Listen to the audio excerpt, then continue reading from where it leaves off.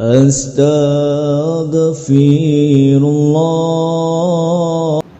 Bismillahirrahmanirrahim. Assalamualaikum warahmatullahi wabarakatuh. Alhamdulillah wassalatu wassalamu ala Rasulillah wa ala alihi wa sahbihi wa mawalah wa la hawla wa la quwwata illa billahi wa ba'd. Kita lanjutkan kajian kita, masih membahas tafsir dari surah Al-Baqarah, dan kita masuk pada ayat ke-78 dan seterusnya. A'udzubillahi minasyaitonirrajim. Bismillahirrahmanirrahim. Wa minhum ummiyuna la ya'lamuna al-kitaba illa amaniya wa inhum illa yadhunnun. Fawailul lil ladzina yaktubuna al-kitaba bi aydihim thumma yaquluna hadza min indillah liyashtaru bihi thamanan qalila. Fawailul lahum mimma katabat aydihim wa wailul lahum mimma yaksibun. Wa qalu lan tamassana an-naru illa ayyaman ma'dudah. Qul attakhadtum indallahi ahdan falan yukhlifallahu ahdah am taquluna 'ala Allahi ma la ta'lamun. Dan di antara mereka, maksudnya ahli kitab, khususnya orang-orang Yahudi yang ada di kota Madinah, ada yang buta huruf, tidak memahami kitab Taurat, kecuali hanya berangan-angan dan mereka hanya menduga-duga. Maka celakalah orang-orang yang menulis kitab dengan tangan mereka, kemudian mereka berkata ini datang dari Allah dengan maksud untuk menjualnya dengan harga murah. Maka celakalah mereka karena tulisan tangan mereka, dan celakalah mereka karena apa yang mereka perbuat. Lalu mereka berkata, neraka tidak akan menyentuh kami kecuali beberapa hari saja. Katakanlah, sudahkah kalian menerima janji dari Allah sehingga Allah tidak akan mengingkari janjinya? Ataukah kamu mengatakan tentang Allah sesuatu yang kamu tidak mengetahui? Baik. Ma'asyiral muslimat yang dimuliakan Allah Subhanahu wa taala. Di sini Allah Subhanahu wa taala mengatakan, dan di antara mereka, maksudnya orang-orang Yahudi yang ada di kota Madinah. Orang-orang Yahudi di kota Madinah itu terbagi menjadi 3 kabilah. Pertama Bani Quraidah, yang kedua Bani Nadir, dan yang ketiga Bani Qunaiqah. Dan di sini Allah Subhanahu wa taala menjelaskan tentang orang-orang awam. Orang-orang awam dari kalangan orang-orang Yahudi. Jadi orang-orang awam dari kalangan Yahudi itu mereka buta huruf. Bukan berarti buta huruf itu mereka tidak bisa menulis, bisa. Tetapi mereka tidak mau memahami dan tidak mau membaca Taurat. Makanya mereka dikatakan ummiyun, la ya'lamunal kitab. Mereka tidak memahami Taurat. Illa amani wa inhum illa yadhunnun. Kecuali hanya angan-angan saja. Jadi orang-orang awam Yahudi yang ada di kota Madinah itu mengikuti apa yang difatwakan pembesarnya saja. Kalau kata pembesarnya A, maka mereka mengatakan A. Kalau kata pembesarnya B, ya mereka mengatakan B. Artinya mereka betul-betul taklid buta, itu artinya. Jadi orang-orang Yahudi itu betul-betul taklid buta kepada pembesar-pembesar Yahudi yang ada di kota Madinah. Lah, begitu juga orang-orang Nasrani. Kurang lebih juga kan, mereka juga taklid buta dengan pendeta-pendeta mereka. Dan itu dinukilkan dalam sebuah perkataan Adi ibn Hatim. Ada seorang sahabat namanya Adi ibn Hatim At-Ta'i radhiyallahu anhu.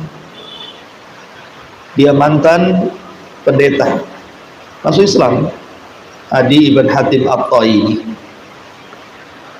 Jadi suatu ketika turun surah At-Taubah, ittakhadhu ahbarahum wa rubbanahum arbaba min dunillah, mereka orang-orang Yahudi dan Nasrani mengambil padri-padri mereka dan juga pendeta-pendeta mereka dijadikan sesembahan selain daripada Allah.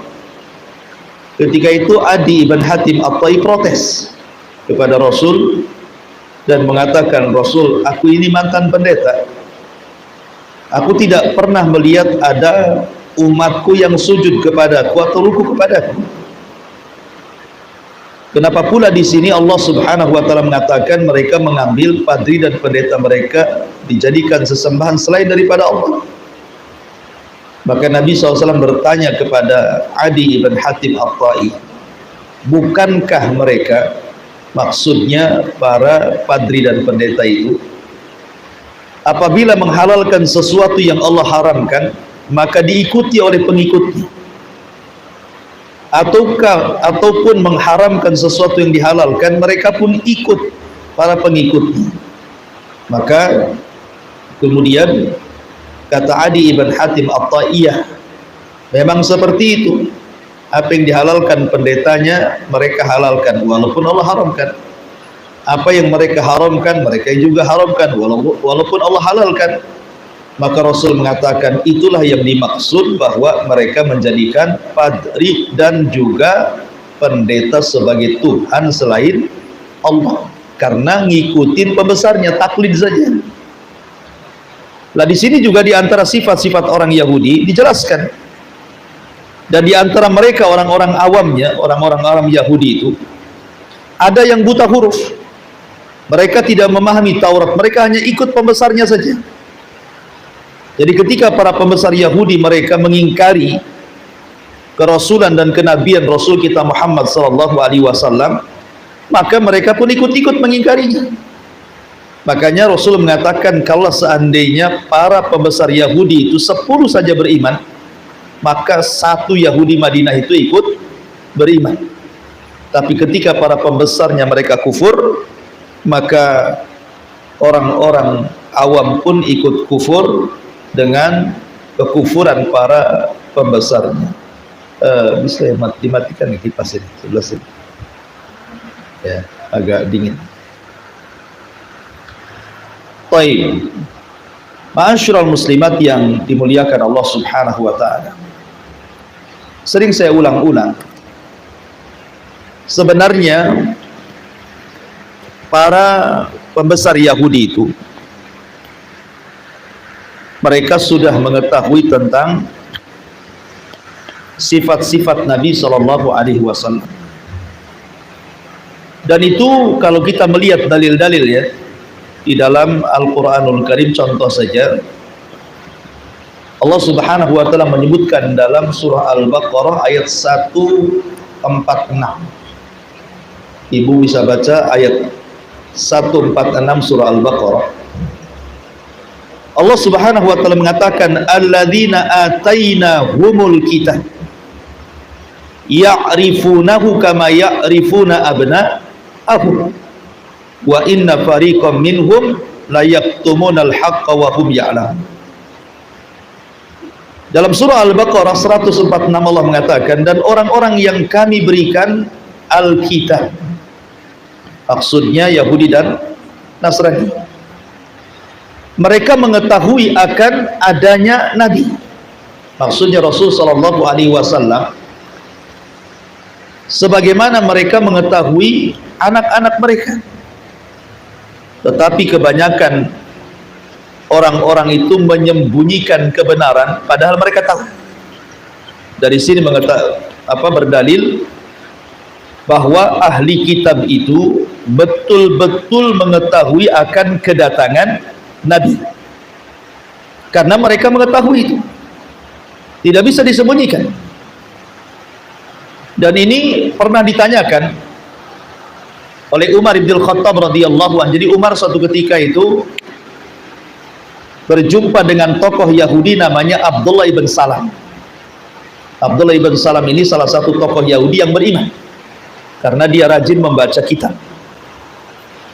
Jadi Umar bin Khattab ini berdialog dengan Abdullah ibn Salam dan mengatakan, kata Umar bin Khattab bertanya kepada Abdullah ibn Salam, "Ata'rifu Muhammadan sallallahu alaihi wasallam kama ta'rifu ibnak?"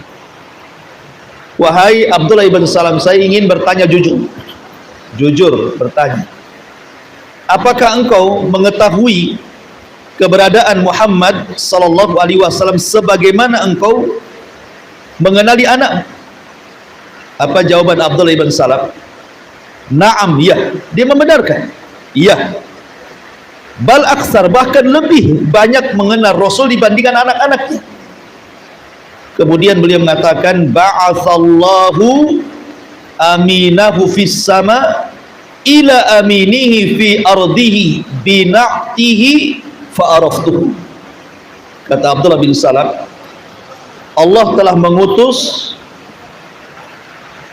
makhluknya yang paling dipercaya, maksudnya Jibril, dari langit kepada makhluknya yang dipercaya yang ada di bumi, maksudnya Nabi sallallahu alaihi wasallam, dan menjelaskan dengan ciri-cirinya dengan gamblang, maka aku pun mengetahuinya, maka aku pun masuk Islam. Ya. Jadi pengakuan Abdullah ibn Salam, tokoh Yahudi ini, mengikrarkan bahwa tidak bisa diingkari keberadaan Rasul di tengah-tengah orang-orang Yahudi di Madinah. Artinya mereka sebenarnya tahu bahwa Nabi itu adalah Nabi, cuman karena pembesar mereka takut kehilangan jabatan. Nanti kalau ikut Nabi kan tokoh-tokohnya tidak ditokohkan lagi gitu ya. Sehingga mereka tidak bisa lagi menipu orang-orang Yahudi, orang-orang awamnya untuk mengambil sedikit dari dunia. Maka mereka pun hasad dan mengingkari kerasulan Muhammad sallallahu alaihi wa ala alihi wasallam. Bahkan dengan jelas lagi dalam surah Al-A'raf, dalam surah Al-A'raf itu ayat 157, itu sangat jelas sekali. Allah Subhanahu wa taala mengatakan, alladzina yattabi'una ar-rasul an-nabiyyal ummi alladzi yajidunahu maktuban indahum fit taurati wal injil. Orang-orang yang mengikuti Rasul, seorang nabi yang ummi, yang mereka dapati tercatat di sisi mereka sifat-sifatnya di dalam Taurat dan Injil. Artinya sifat-sifat Nabi sallallahu alaihi wasallam itu sudah tercatat dalam kitab Taurat dan kitab Injil. Saya akan sebutkan sejarah sedikit ya, untuk memperkuat ayat ini, bahwa sifat-sifat Nabi itu sudah ada dalam kitab Taurat dan Injil. Kita kenal dalam sejarah itu ada seseorang yang bernama Amr ibn Nufail. Amr ibn Nufail, dijelaskan bahwa Amr ibn Nufail ini adalah orang yang beriman dengan Nabi sallallahu alaihi wasallam sebelum Nabi jadi Nabi. Amr ibn Nufail ini, jadi sebelum Nabi diangkat jadi Nabi saja sudah beriman. Kenapa? Karena Amr ibn Nufail ini membaca sifat-sifat Nabi dalam Taurat dan Injil. Lah, kemudian Amr ibn Nufail ini kan dia tinggal di Mekah, salah seorang yang disebut dengan Hanif. Dia pun kemudian menunggu sampai diutusnya menjadi nabi, rasul itu diutus menjadi nabi. Lah di antaranya adalah ketika dia pergi ke Syam, kemudian juga dia mendengar dari orang-orang Nasrani Syam, kenapa engkau datang ke Syam? Balik lagi ke Arab. Ini tahun diutusnya Nabi. Tiba-tiba kemudian ketika dia hendak berangkat lagi pulang ke Mekah, Allah takdirkan meninggal. Tetapi dari sini Amr ibn Tufail ini meyakini bahwa Nabi akan diutus dan sudah beriman kepada Nabi karena dia keasikan membaca kitab Taurat dan Injil. Kemudian contoh saudara Khadijah. Siapa namanya? Waraqah ibn Naufal kan? Waraqah ibn Naufal. Waraqah ibn Naufal ketika mendengar cerita Nabi sallallahu alaihi wasallam, apa yang dilakukan Waraqah ibn Naufal? Dia mengakui kerasulan Rasul sallallahu alaihi wasallam, padahal Waraqah ini seorang Nasrani.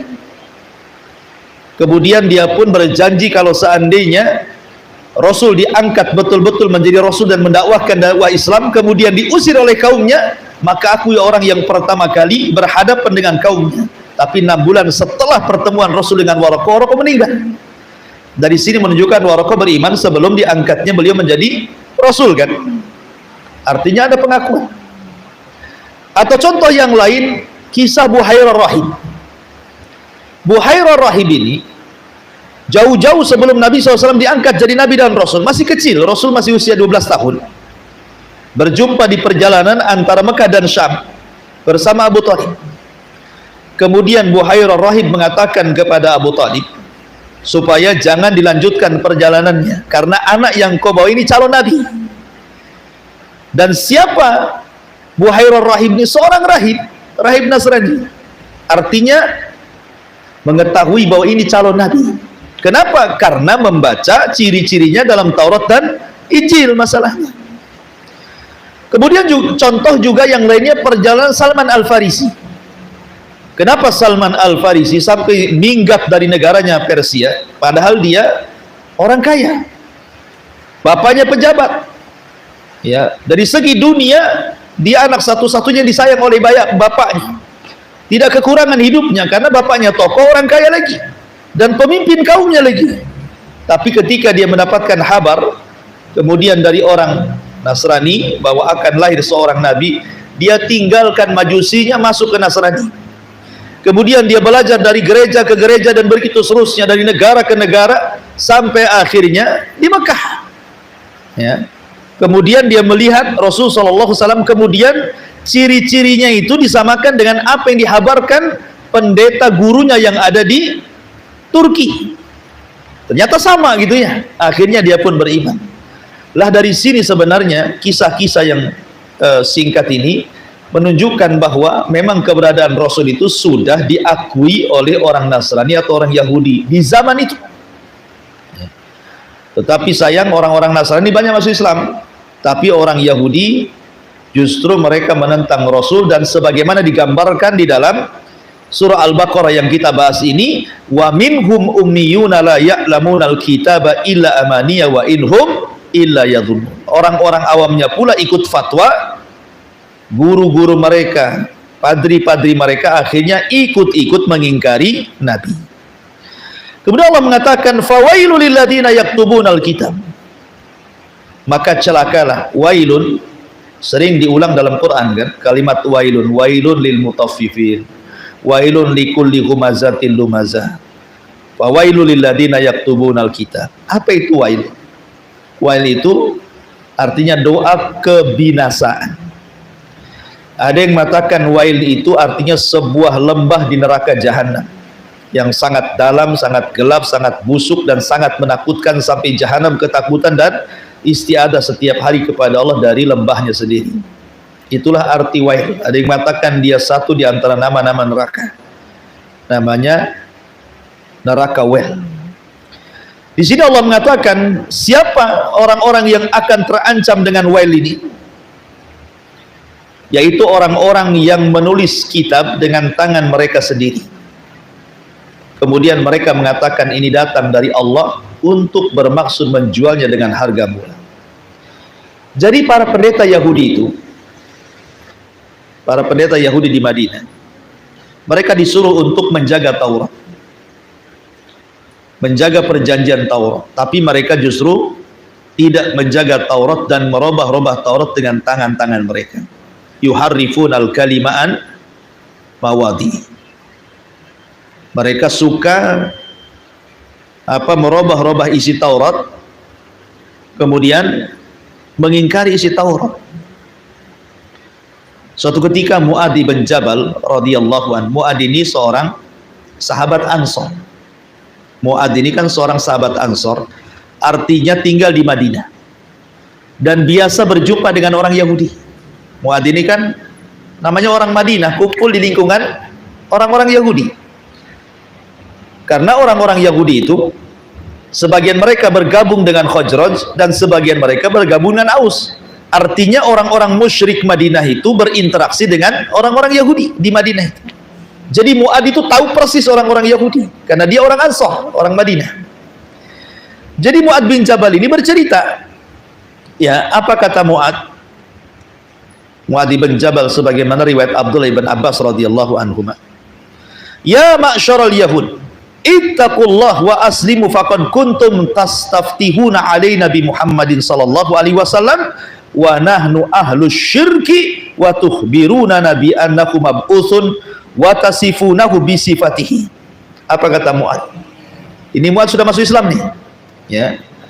Dia berhadapan dengan orang Yahudi, kata Mu'adz. Orang Yahudi, kata Mu'adz, bertakwalah kalian kepada Allah. Masuklah kalian ke dalam Islam. Dulu kalian, kata Mu'adz, menakut-nakuti kami. Ya, dulu kalian wahai Yahudi menakut-nakuti kami bahwa kalau lahir nabi kami, kalian akan menghabisi kami, katanya. Sementara kami ketika itu masih ahlu syirki, masih berada di atas kesyirikan, kata Mu'adz. Kalian yang menghabarkan kepada kami bahwa akan ada seorang nabi yang diutus dan kalian sifatkan dengan sifat-sifatnya. Tiba-tiba berkata Salam ibn Mashkam. Salam ibn Mashkam ini tokoh Yahudi. Apa katanya? Dan dia adalah saudara dari Bani Nadir. Ma ja'ana bi syai'in na'rifuhu wa ma huwa billadzi kunna nadhkuru lakum. Enggak benar itu. Kami tidak pernah menyebut-nyebut apa yang kalian sebut, wahai Mu'adz. Mengingkari. Ya. Jadi setelah Nabi SAW diutus dan Khazraj dan Aus masuk Islam, Mu'adz ini mengingatkan di zaman kesyirikan gitu. Ini pula yang menyebabkan orang Ansar dapat hidayah, kan? Karena informasi kenabian itu ada di tangan Yahudi. Jadi katanya Salam ibn Mashkam ini seorang tokoh Yahudi. Enggak benar itu. Kami tidak pernah memberitakan soal itu kepada kalian, katanya. Itulah orang-orang Yahudi mengingkari. Ya. Makanya Allah Subhanahu wa taala turunkan surah Al-Baqarah 89 yang nanti kita akan bahas. Walamma ja'ahum kitabun min indillahi musaddiqul lima ma'ahum wa kanu min qablu yastaftihuna 'alal ladina kafaru falamma ja'ahum ma'arafu kafaru bih fala'natullahi 'alal kafirin. Dan setelah sampai kepada mereka Al-Qur'an dari Allah yang membenarkan apa yang ada pada mereka, sedangkan sebelumnya mereka memohon kemenangan atas orang-orang kafir, maksudnya mengatakan nanti kalau nabi kami lahir, nabi kami diutus, kami akan habisi kalian, gitu ya. Ternyata setelah sampai kepada mereka apa yang telah mereka ketahui, mereka pun mengingkarinya, maka laknat Allah bagi orang-orang yang kafir. Artinya di sini mereka kemudian menulis kitab-kitab dengan tangan mereka, merubah-rubah Taurat, kemudian dikatakan kepada orang awamnya ini datang dari Allah, katanya.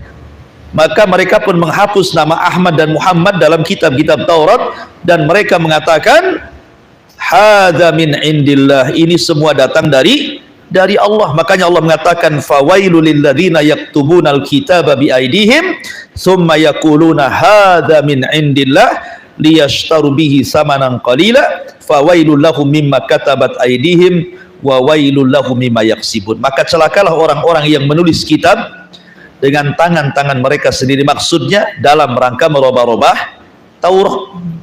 Dirubahnya Taurat, dihapusnya nama Ahmad dan Muhammad, dihapusnya sifat-sifat Rasul dan sifat-sifat para sahabat dalam Taurat. Betul-betul mereka ingkari, nggak benar itu kedatangan Rasul dan para sahabatnya, nggak ada dalam kitab kami.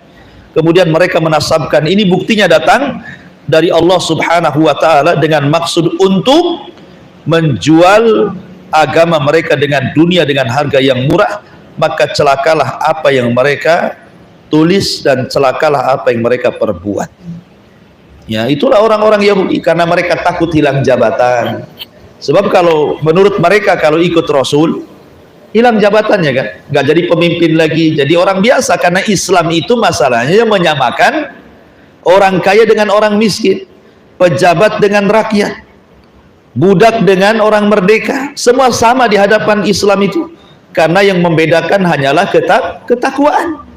Ya, makanya dalam khutbah Hajjatil Wada Rasul mengatakan la fadla bainal arabi wal a'jam walal aswad alal ahmar illa bitaqwallah. Jangan kalian bedakan orang Arab dengan non Arab, orang yang berkulit hitam dengan yang putih, semuanya sama, yang membedakan hanyalah takwa, kata Nabi. Lah itu yang dikhawatirkan orang-orang pembesar Yahudi. Ya, kalau mereka mengakui kerasulan Nabi SAW, kemudian umatnya semua masuk Islam, maka mereka jadi setara akhirnya. Tidak bisa lagi mereka menipu umatnya untuk mengambil kekayaan dari umatnya. Makanya di sini Allah mengatakan liyashtaru bihi tsamanan qalilan. Mereka hendak menjual harga agama mereka dengan harga yang murah dari dunia. Makanya dunia itu disebut dunia, diambil dari kata dunu artinya fana, atau dana artinya rendah. Ya, mereka mengambil kehidupan yang rendah dan melupakan kehidupan yang sangat tinggi di hadapan Allah Subhanahu wa taala. Kemudian Allah mengatakan waqalu, dan mereka berkata lan tamassana nar illa ayyaman ma'duda. Dan mereka berkata, orang-orang Yahudi itu, neraka tidak akan menyentuh kami kecuali beberapa hari saja.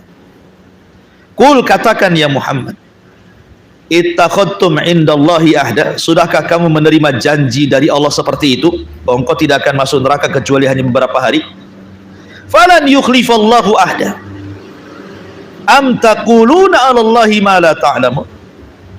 Ataukah kamu, dan sehingga Allah tidak akan mengingkari janjinya, ataukah kamu mengatakan tentang Allah sesuatu yang kamu tidak ketahui? Ada satu dialog yang menarik ketika Nabi SAW pulang dari Khaybar. Jadi Khaybar itu peperangan Rasul yang terakhir melawan Yahudi. Pertama Rasul perang melawan Bani Qunaiqah, kemudian Rasul perang melawan Bani Nadir, kemudian perang melawan Bani Quraidah, yang terakhir melawan orang Yahudi di Khaybar. Jadi Khaybar itu perang terakhir Rasul menyerang Yahudi dan menang. Di tangan Ali radhiyallahu an Khaybar jatuh. Jadi sepulangnya Rasul dari Khaybar, kemudian orang Yahudi menjamu Nabi. Rupanya ada seorang wanita namanya Zainab bintul Harith, Yahudi, naruh racun di kambing yang dihidangkan kepada Rasul. Kemudian Rasul memakannya, kemakan pula racunnya walaupun sedikit. Tiba-tiba Allah buat paha kambing yang dihidangkan itu bicara dan mengatakan, ya Muhammad, jangan kau makan lagi diriku, karena orang Yahudi sudah menaruh racun padaku.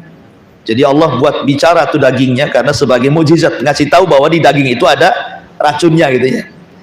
Lah ketika itu disebutkan dalam sebuah riwayat terjadi dialog, ya sebagaimana riwayat Abi Hurairah radhiyallahu an. Jadi kata Nabi SAW ketika tahu bahwa Rasul diracun oleh seorang wanita namanya Zainab bintul Haris ini, jadi Rasul mengumpulkan orang-orang Yahudi, terutama para pembesarnya.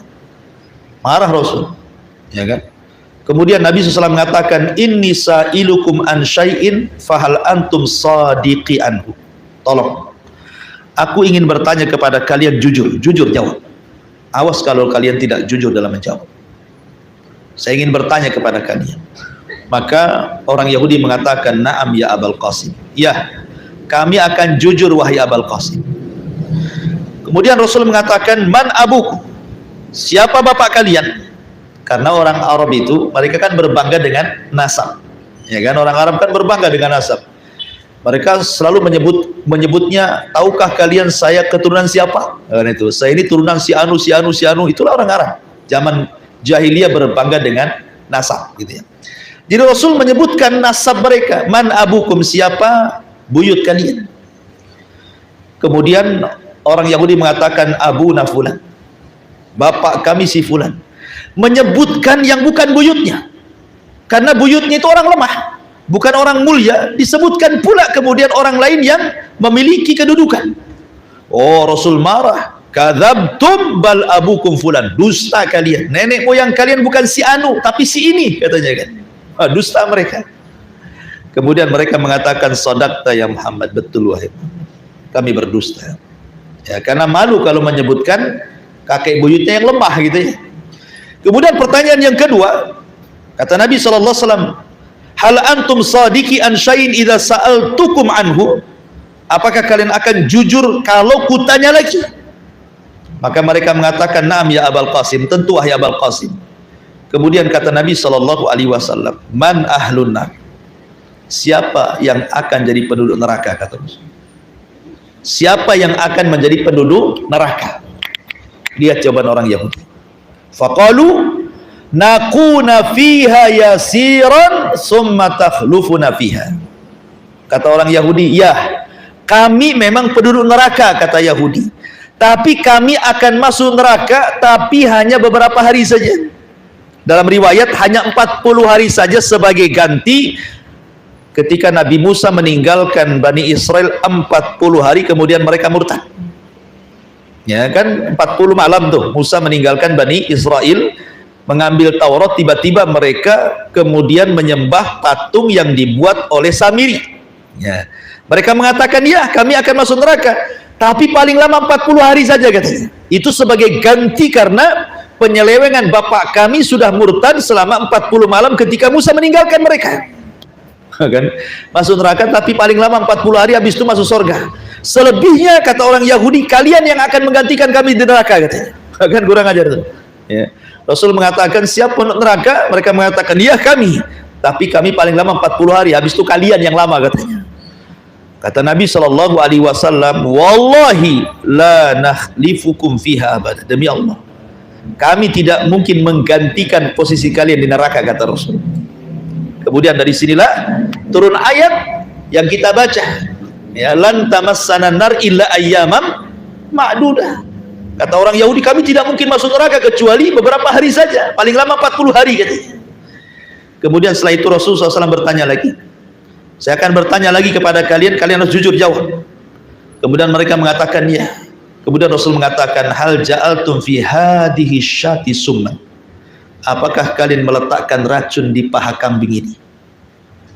Apakah kalian meletakkan racun di paha kambing yang sudah kumakan ini? Kata Rasul, kata mereka, na'am, ya. Jujur pula yang ini, yang dua dusta yang ini pula jujur. Gitu ya. Iya, kami yang meletakkan racun. Rasul bertanya, ma hamalakum ala dzalik? Kenapa, apa alasannya? Kenapa kalian hendak meracuni diriku? Maka orang Yahudi mengatakan, aradna in kunta kadiban nastarih minka wa in kunta nabiyan lam yadurruka. Kalau memang engkau seorang nabi palsu, pasti kau akan mati dengan racun itu dan kami senang. Kami tidak akan diganggu lagi oleh dirimu. Tapi kalau engkau seorang nabi, nggak mungkin racun itu memudaratkan kamu. Ngetes saja.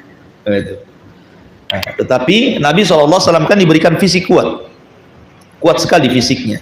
Sehingga walaupun dari kisah dari perang Khaybar sampai ke wafatnya Rasul itu kan berlalu beberapa tahun tuh. Lah ada sahabat yang sama-sama terkena racun, terkena makan racun, mati seketika. Tapi Rasul, Allah panjangkan usianya. Racun itu tidak memudaratkan sedikit pun kepada Rasul. Tetapi ketika usia Nabi SAW dan sudah sempurna risalahnya, sudah sempurna Islam yang disampaikan kepada kita, maka tepat pada hari Senin bulan Rabiul Awal tahun 11 Hijriah Rasul meninggal dunia. Kemudian Rasul baru bercerita kepada Aisyah, baru terasa akibat racun yang diletakkan orang Yahudi pada paha kambing yang dimakan. Kata Rasul, baru sekarang terasa. Dan dari sini kata para ulama, Allah memilih kematian Nabi Shallallahu Alaihi Wasallam dengan kematian terbaik, di mana Rasul meninggal mati syahid. Kenapa Rasul dikatakan mati syahid? Karena sebab meninggalnya karena racun yang diletakkan orang Yahudi. Ya, jadi yang sebab meninggalnya seperti itu, makanya Rasul mati syahid. Ya, sama dengan Umar kan dibunuh oleh Abu Lu'lu'ah mati syahid, walaupun bukan dalam peperangan kan, tapi karena yang membunuh orang Majusi dikatakan mati syahid. Maka Rasul ingin diberikan kematian terbaik gitu ya, dengan mati syahid. Dari sinilah, maka dari kisah di sini Allah Subhanahu wa taala mengatakan, wa qalu lan tamassana nar illa ayyaman ma'dudah. Maka Allah katakan, qul attakhadtum indallahi ahdan falan yukhlifallahu ahda am taquluna 'alallahi ma la ta'lamun. Mereka berkata, neraka tidak akan menyentuh kami kecuali beberapa hari saja. Katakan ya Muhammad, sudahkah kalian menerima janji dari Allah sehingga Allah tidak akan mengingkari janjinya? Emang kalian sudah ada perjanjian dengan Allah kalau masuk neraka itu berapa hari saja, gitu bahasanya? Ataukah kalian mengatakan tentang Allah sesuatu yang kalian tidak mengetahui? Kalian mereka-reka saja, masuk neraka berapa hari saja? Tidak. Makanya Allah mengatakan, bala man kasaba sayyi'atan wa ahatat bihi khati'atuh faulaika ashabun nar hum fiha khalidun. Bukan demikian, tidak mungkin orang masuk neraka kalian hanya mendapatkan beberapa hari saja. Barang siapa berbuat keburukan, maksudnya kesyirikan, dan juga dosanya yang telah menenggelamkan. Dosa di sini dosa besar. Jadi sayyi'ah itu artinya kesyirikan, khoti'ah artinya dosa besar. Barang siapa yang berbuat keburukan dan dosa, artinya kesyirikan dan dosa besar, ya, maka mereka akan menjadi penghuni neraka dan mereka kekal di dalamnya. Enak saja kalian mengatakan beberapa hari neraka, tidak.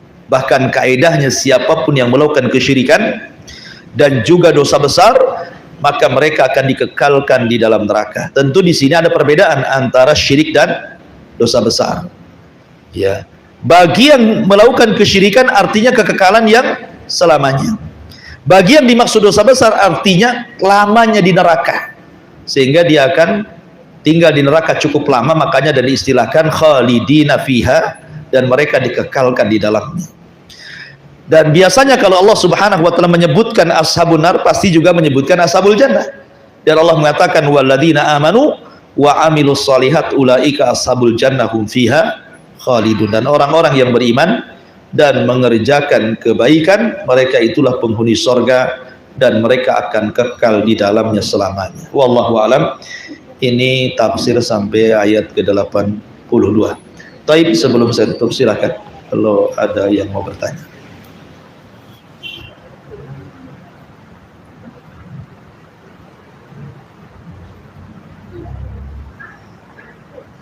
Assalamualaikum. Waalaikumsalam. Yang ingin saya tanyakan soal sepupunya Rasulullah itu, apakah dia dikatakan muslim ketika Khadijah membawa Rasulullah berjumpa dengan Waraqah bin Naufal itu? Apakah dia Islam saat itu? Iya. Alhamdulillah. Waraqah bin Naufal menjadi khilaf para ulama tentang Islam dan tidaknya, dan pendapat yang kuat dia masuk Islam. Cuman ketika ulama berselisih pendapat tentang siapakah orang yang pertama-tama masuk Islam dari kalangan orang dewasa, ada yang mengatakan Waraqah bin Naufal, ada yang mengatakan Abu Bakar Siddiq radhiyallahu anhu. Tetapi ada yang berusaha untuk menjamak pendapat ini dan mengatakan bahwa Waraqah bin Naufal itu masuk Islam pada zaman kenabian. Tetapi kalau Abu Bakar Siddiq radhiyallahu an pada zaman kenabian dan kerasulan. Artinya Waraqah bin Naufal itu masuk ke dalam Islam hanya sekedar tasdik, pembenaran. Tetapi Abu Bakar Siddiq masuk ke dalam Islam itu dua, pembenaran dan ittiba, pengikutan. Kenapa? Karena ketika Rasul jadi nabi belum ada perintah. Apa yang mau diikuti? Cukup membenarkan saja bahwa Nabi, ya kan? Makanya Nabi diangkat itu dengan turun surah Al-Alaq, Iqra bismi rabbikal ladzi khalaq, itu tidak ada perintah di situ. Ya, di situ hanya Rasul disuruh belajar saja. Tapi kan belum memerintahkan sesuatu. Berbeda dengan ketika diangkat jadi Rasul, turun surah Al-Mudaththir, baru di situ ada perintah bagi umatnya, suruh berdakwah. Ya kan, makanya Abu Bakar itu masuk Islam ketika sudah diangkat jadi Nabi dan Rasul, sehingga Abu Bakar dua, tasdik dan ittiba, membenarkan dan juga mengikuti. Tapi Waraqah itu tidak. Dia ketika masuk ke dalam Islam, dia tidak mendapati kerasulan Muhammad, hanya mendapati kenabian, sehingga Waraqah hanya modalnya membenarkan saja. Karena Waraqah mengatakan, namus yang kau temui, maksudnya binatang yang bersayap itu, makhluk yang bersayap maksudnya Jibril, itu pernah turun kepada Musa. Dan sungguh engkau akan didustakan, engkau akan disakiti, engkau akan diperangi, engkau akan diusir, dan kalau seandainya kau mengusirmu, aku akan menghadang mereka dan aku akan menolong. Tapi sayang, 6 bulan sebelum Rasul diangkat jadi Nabi, jadi Rasul, Waraqah meninggal dunia. Ya, padahal selang antara Nabi dan Rasul juga 6 bulan. Ya, tetapi sebelum itu Rasul turun surah Al-Mudaththir, Waraqah sudah meninggal. Jadi Waraqah itu masuk Islam sebagai pembenaran kenabian. Kalau Abu Bakar, dia bukan hanya membenarkan tetapi mengikuti.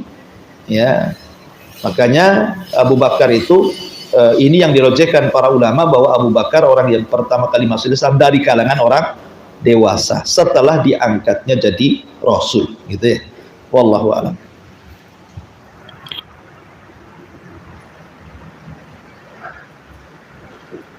Assalamualaikum Ustaz. Ya, Belakangan ini ada beberapa pendapat, salah satunya Ustaz yang terkenal di tengah kita, bahwa wanita itu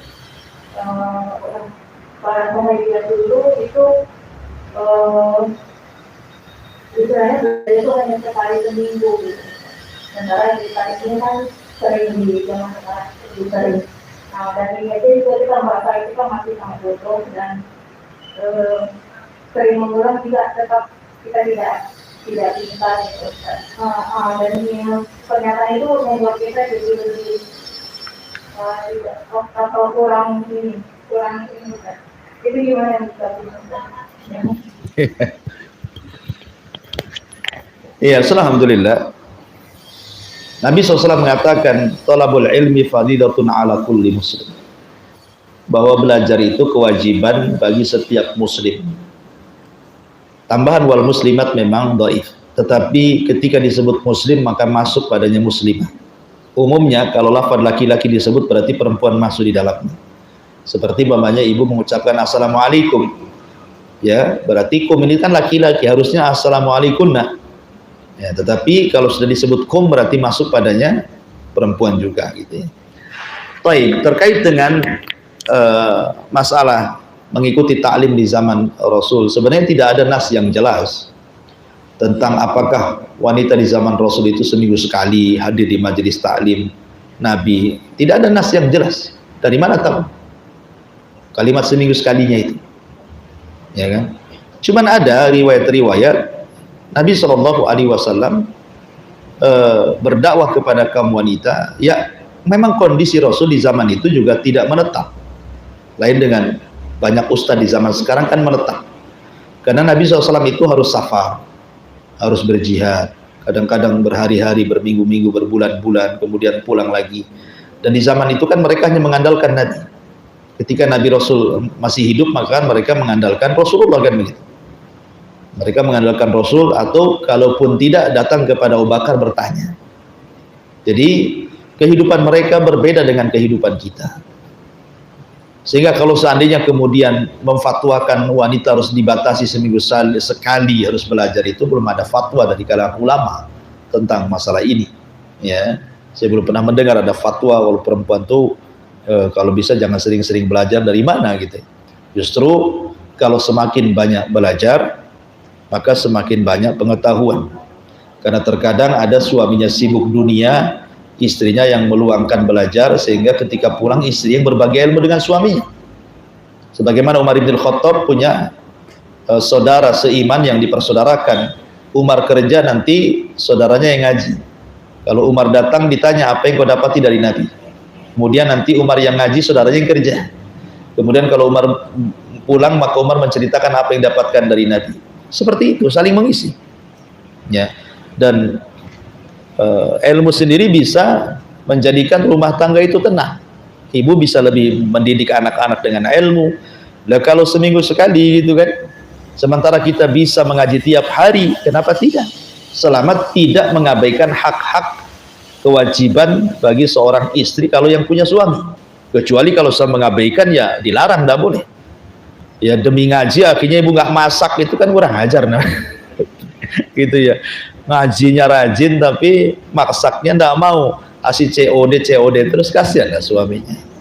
Ya, jadi itu namanya sudah mengabaikan, atau mengabaikan anak-anak, malah ngaji itu yang tidak boleh. Ya, kalau sudah yang wajib itu diabaikan, karena sunnah ini kan fardu kifayah, ya bukan fardu ain, fardu kifayah.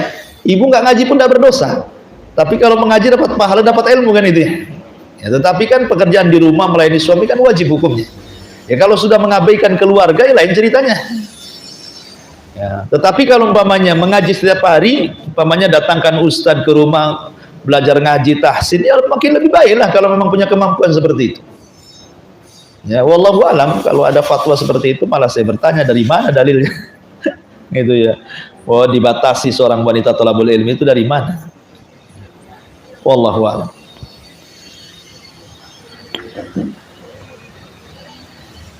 Jadi kelanjutan dari yang disampaikan oleh SD kita tadi itu,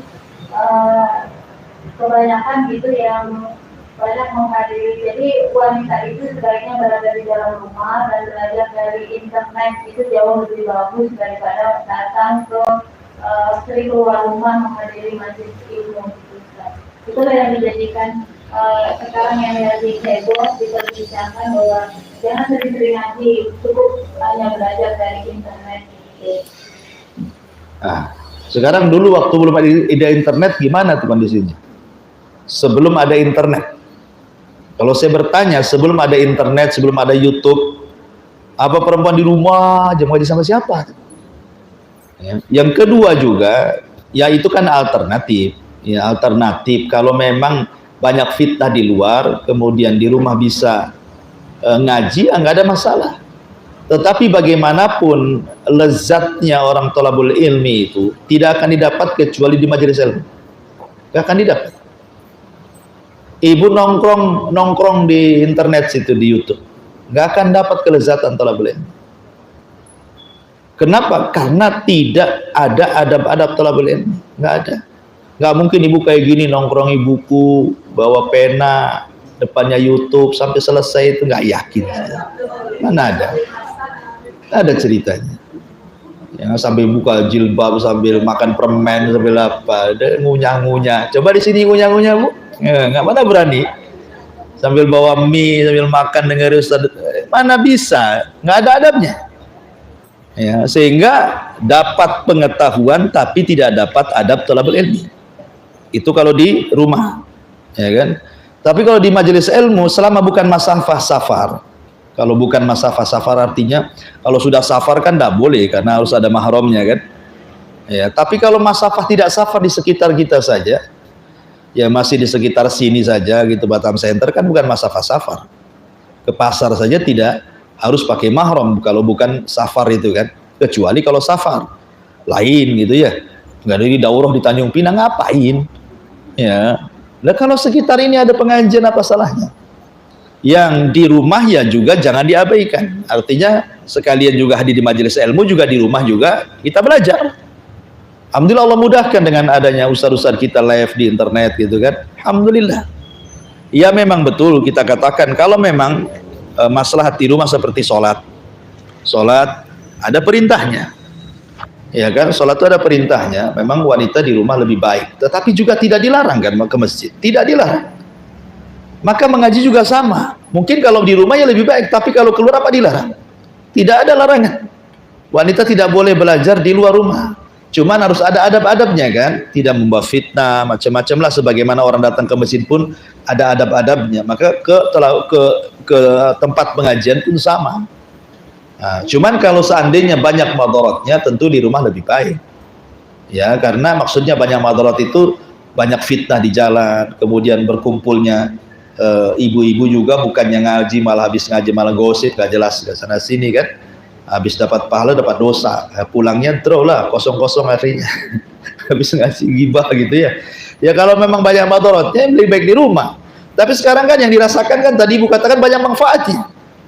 Ya, artinya seminggu sekali aja masih kurang tadi kan, masih haus ingin, karena memang sesuatu yang tidak akan puas itu pertama cari duit, kedua cari ilmu, itu nggak akan puas. Cari duit nggak akan puas, cari ilmu juga sama. Ya kalau orang dengan sudah cinta ilmu itu dia akan terus dicari. Ya saya kira mungkin maksudnya saya luruskan mungkin ya Ustadz, ini maksudnya kalau memang banyak fitnah di luar, kenapa tidak di rumah saja kan? Karena kan wasilah-wasilah sudah ada. Ya, tetapi kalau seandainya di luar kita bisa menjaga fitnah, apa salahnya? Dan ini bukan masa safar juga, tidak perlu pakai mahram gitu ya, datang ke ini habis itu pulang nggak keluyuran kemana-mana, kecuali alasan saja ke suami ngaji, rupanya habis ngaji ke mall shopping sana sini, kena prank suaminya.